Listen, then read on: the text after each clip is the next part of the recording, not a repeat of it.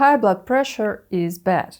Scary numbers of 160, 180 or even 200 on a blood pressure monitor cause serious concerns both for doctors and for people who measure their blood pressure at home. In this case, all attention is usually given to the upper number because it is the largest and most frightening, and the lower number usually remains in the shadows. Meanwhile, for your heart, it's not just high blood pressure numbers that are much more dangerous, but a large or too small difference between the upper and lower number. This difference can predict how the heart will behave in the future. What does very low diastolic pressure mean? What does high diastolic pressure mean? Watch till the end to find out. There are 3 numbers on your blood pressure monitor. The first is the systolic pressure. It shows the blood pressure in the vessel when the heart contracts and ejects the blood to the vessels. The second number is the diastolic pressure. This is the blood pressure in the vessel when the heart is relaxed. It rests at this moment.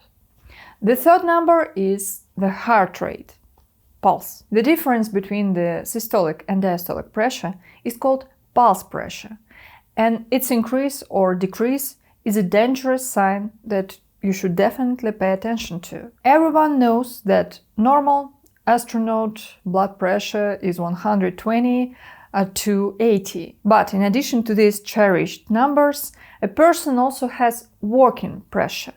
For some, it may be 90 to 60, for others it could be 100 to 70, and for some people even 140 to 90. Hypertonic people will not feel very good when their blood pressure rises to 120 to 80. Whatever the working pressure, there is usually a difference between the upper and lower numbers of 30-50 units. This is a pulse pressure.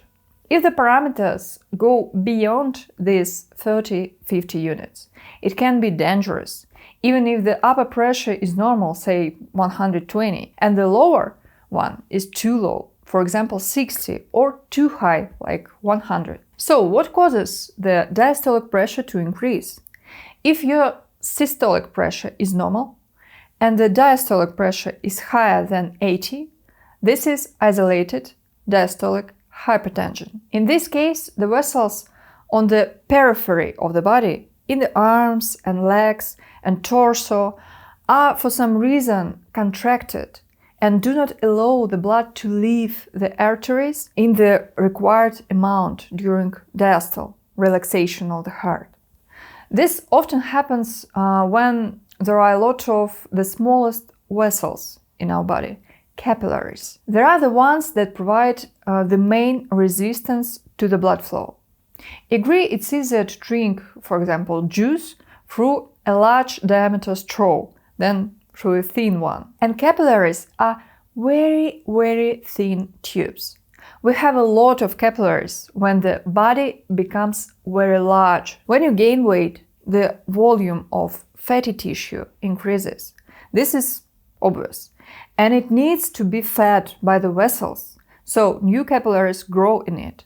The more weight, the more capillaries you need. By the way, if you are very tall and your body is large not because of weight gain, but because of height or huge muscle mass, the heart struggles with the same problems. So being very tall is always a reason to be examined by cardiologist from time to time too. The second possible reason for the increase in diastolic pressure is the narrowing of the body's vessels due to atherosclerosis. Due to atherosclerotic plaques, the lumen of the vessel narrows and it becomes more difficult to push blood through it. At first, atherosclerosis may not cause an increase in both upper and lower numbers on your blood pressure monitor, but it can increase only the lower number separately. This situation is a reason to do an ultrasound of the blood vessels, especially the vessels of the limbs, and see what's going on there. Checking your blood cholesterol can also be useful in this case. These problems can also occur in fairly Young people, especially with excess weight, stress, or low mobility and poor nutrition. A malfunction of the hormonal system, such as low thyroid hormones, problems with the kidney vessels, stress can also cause an increase in diastolic blood pressure. Smoking and alcohol can also affect both an increase in overall blood pressure and an increase in diastolic pressure only. There is no consensus on the dangers of high diastolic pressure. At a young age of up to 40-45 years, its increase most likely does not mean heart problems or diseases. But after 45, your high lower pressure may predict some heart problems and increase the risk of stroke. Because the pressure in the vessels on the periphery is higher than it should be. But, for example, a recent meta-analysis showed that high diastolic pressure can be associated with cardiovascular risk in young people as well. Therefore, if you regularly see high numbers on the blood pressure monitor, it's better to consult a doctor. And now it's time for absolutely free and very important advice. When measuring pressure by the digital blood pressure monitors, it's better to plug in the device. If its batteries run out, the accuracy may decrease. And one more equally important piece of advice: subscribe to the channel. The accuracy of our information does not depend on batteries. What does low diastolic pressure mean if the systolic pressure is normal? Isolated diastolic hypotension. If the whole body receives blood and therefore oxygen and nutrition during and after cardiac systole, so when the heart contracts, the heart itself receives blood during diastole. During systole, the vessels of the heart are compressed by tense muscle tissue around. Now, I clench my fist. See how wide it has become. This is because the muscles are contracted and they squeeze the vessels around them, and the blood does not flow there. The same thing happens with the heart when it's contracted. If I relax my fist, it becomes pink again, because blood flows again to the hand. That is, blood in the vessels during diastole is needed to nourish the heart muscle. If diastolic pressure is very low, the heart receives little blood and little oxygen. It weakens. It has a lack of oxygen, and heart failure develops. Studies have shown that too low diastolic pressure increases the risk of stroke and heart attack, even more than just high blood pressure. Therefore, it can be dangerous to ignore low diastolic pressure. Among blood pressure medications, alpha blockers and non-selective adrenergic blockers lower the diastolic pressure more than the upper. They can cause such an unpleasant situation with insufficient oxygen supply to the heart and only worsen the person's condition. By the way, alpha blockers are often prescribed by urologists for prostate adenoma, for example, or to improve urination. If you take such drugs, you need to look at what is happening with your diastolic pressure and with your blood pressure in general. Does it get dark in your eyes when you get up? Do you have some dizziness?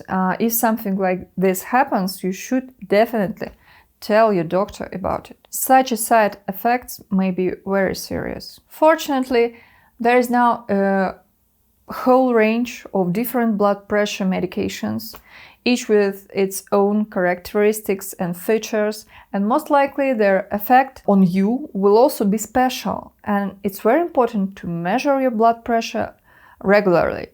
Keep a blood pressure diary to understand how exactly this drug affects you and whether it's right for you or only makes things worse. Be sure to talk to your doctor about choosing the right medicine for you. If a neighbor takes, for example, Inderol and it helps her well, this does not mean that it will work for you too. Sometimes diastolic pressure drops because a person is trying to use medications to bring systolic pressure to a conditionally normal 120. And the low pressure the diastolic pressure drops to the 50 or 60. In such a situation, it's better not to overdo, and perhaps a systolic pressure of 140 or 130 with an adequate diastolic pressure at 90 or 80 is a healthier option. Sometimes trying to do too much can harm you. Share this video with your family and friends that you care about. It may be useful for them too. And in this way, you will also spread important and useful information. Diastolic pressure and blood pressure in general can drop not only because of blood pressure medications, but also because of diuretic and cholinergic agents, because of erection pills, because of drugs for Parkinson's disease and some antidepressants. It's better, especially in the first month of taking such drugs, to monitor what is happening with your blood pressure and not to ignore headaches, dizziness, darkening in the eyes when you get up, and overall weakness. Remember, there is almost always an alternative to your drugs. It's not the only one of its kind. The main thing is to tell the doctor that something is wrong with you. No urologist wants his patient to die from a heart attack due to a drop in pressure. Unfortunately, a heart attack can occur not only due to a jump in pressure, but also due to a drop in pressure, as well as a stroke too. And in general, low blood pressure does not protect you from such problems at all. If you're a hypertensive person like me and always thought that this is an advantage and a heart attack and stroke do not threaten you, write about it in the comments. We are not right. Just know it. It happens that inadequate numbers on the blood pressure monitor appear when a person takes prescribed drugs for hypertension and he does not have hypertension in real life. Now, recommendations for determining hypertension say that a stable increase in pressure above 130 to 80 is already hypertension. And there are a few buts. And the first one, automatic blood pressure monitors can have a measurement error of 5-10 units. The second one, when you come to the therapist, he measures your blood pressure. This is, of course, good, but not always indicative. The fact is that many people have white coat syndrome. You are nervous at the doctor's office, worried about your health, tense up from his cold little hands and unpleasant hospital smells. From all this, the pressure can increase by 5-10 points. If you are prescribed blood pressure medications only on the basis of measurements in the therapist's office, then the data may be somewhat inflated, and in a normal, quiet environment at home, your blood pressure is not at all that high.